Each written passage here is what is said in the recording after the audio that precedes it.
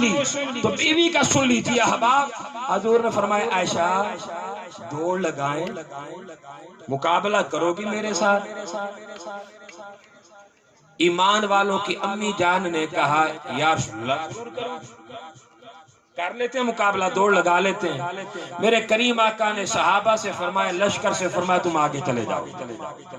لشکر آگے چلا گیا, بہت آگے چلا گیا.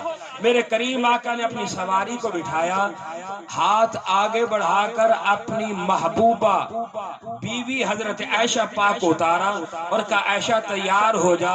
وہ سامنے جو درخت ہے نا, ہم دونوں دوڑتے ہیں اور دیکھتے ہیں کہ اس درخت کو ہاتھ لگا کر واپس پہلے کون پہنچا. امام یاسین یہ جملہ سنیں, آقا نے فرمایا اپنی بیوی سے یوں عزت دے رہے ہیں, یوں بیوی کا وقار اونچا کر رہے ہیں, معاشرے کو بتا رہے ہیں اور کلمہ پڑھنے والا نبی کا نوکر وہی ہوگا جو میری طرح اپنی بیوی کو عزت دے.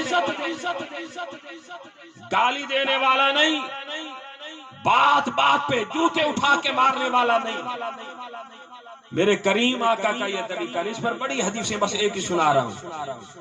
اما عائشہ پاک خود روایت کرتی ہیں, فرماتی ہیں حضور نے مجھے درخت بتایا, وہ درخت عائشہ. آپ فرماتی ہیں میں تیار ہو گئی, حضور بھی تیار ہو گئے. آپ فرماتی ہیں اب ہم نے ریس لگائی, دوڑ لگائی, بس اس طرح دوڑے.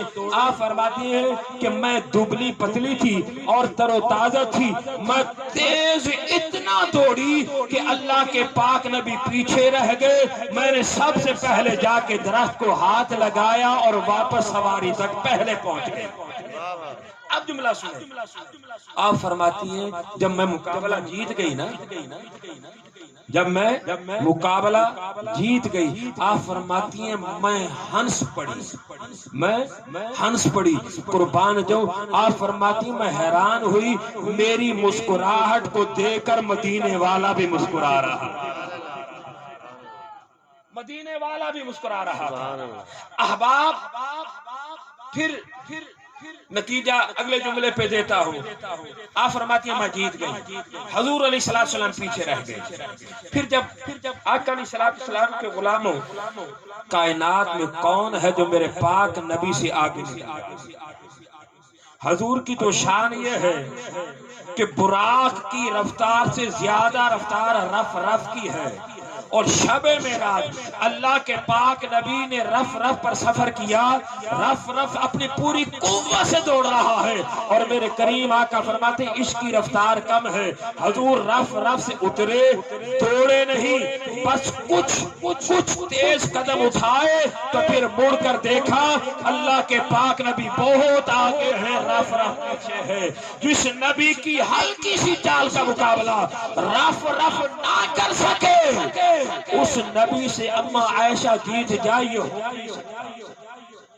اما عائشہ آگے نکل جائے, ایسا ہو نہیں سکتا. مگر بخاری بتاتی ہے کہ حضور سے اما عائشہ آگے نکلی. کیوں؟ احباب اللہ کے پاک نبی چاہتے یہ تھے کہ میری وجہ سے میری بیوی کے چہرے پر مسکراہٹ آ جائے. حضور پیچھے اس لیے رہے, عائشہ پاک کو آگے اس لیے بڑھا دیا تاکہ بیوی کے چہرے پر مسکراہٹ آ جائے. اچھا مسکرا کر آپ جواب دیں تو میں یوں کہوں اللہ کرے چہرے پہ مسکراہٹ آ جائے, زبان پر سبحان اللہ آ جائے. جمیل قادری آپ کو جملہ دینے لگا ہوں. احباب بیوی کے ساتھ کھیلنا یہ بھی نبی کی سنت ہے. کیا بات ہے, بیوی کے ساتھ کھیلنا, یہ سنیں میرا جملہ, یہ بخاری کا نتیجہ دے رہا ہوں. بیوی کے ساتھ کھیلنا یہ بھی نبی کی سنت ہے, اور بیوی کے چہرے پر مسکراہٹ لانے کے لیے جان بوجھ کے بیوی سے ہار جانا یہ بھی مدینے والے کی سنت ہے. اور تساں دعاواں دیو یا نہ دیو, اے بہنا مینوں ضرور دعاواں دیو کہ اے مولوی چنگا جڑا ساڈی گل سنا کے. سبحان اللہ. بیوی کے ساتھ کھیلنا, بیوی کے ناز اٹھانا, بیوی کے ساتھ محبت بھرا سلوک کرنا یہ مدینے والے کی سنت ہے. کھیلنا بیوی کے ساتھ یہ بھی نبی کی سنت ہے. اور بیوی کے چہرے پر مسکراہٹ آ جائے جان بوجھ کے کھیل کھیل میں بیوی سے ہار جانا یہ بھی مدینے والے کی سنت ہے. ہر جایا کرو کدے کدے بیوی کو اور جان بوجھ کے ہر جایا کرو. جان بوجھ کے ہر جایا. سبحان اللہ مفتی صاحب. حضرت امیر معاویہ رضی اللہ تعالیٰ عنہ کی بیوی نا حضور کی بارگاہ میں حاضر ہو گئی. حضور تبدیلی دیکھے کیسے لے کے آئے. پہلے پاؤں کی جوتی سمجھا جاتا ہے اور اب آمنہ کے لال عزت کیسے دے رہے ہیں کہ بیوی کو راضی کرنے کے لیے کہ یہ بھی میری سنت بن جائے. علامہ صاحب میرے کریم آقا کی پوری زندگی کا کوئی گوشہ ایسا نہیں ہے جس کو آقا نے اپنی امت کے لیے طریقہ اور سنت بنایا. تو بی بی کا معاملہ آیا تو آقا نے اسے بھی سنت بنا دیا کہ کوئی یہ حضور علیہ السلام آگے بڑھ جاتے ہیں, کوئی آگے نکل نہیں سکتا. میرے آقا نے کہا کبھی کبھی ہر جایا کرو یہ بھی تمہارے نبی کی سنت ہے. کیوں؟ کہ اس لیے کہ جب بندہ بیوی سے کھیل کھیل میں ہر جاتا ہے نا پھر گھر میں سکون پڑا, پھر گھر کا ماحول چنگا رہتا ہے. جی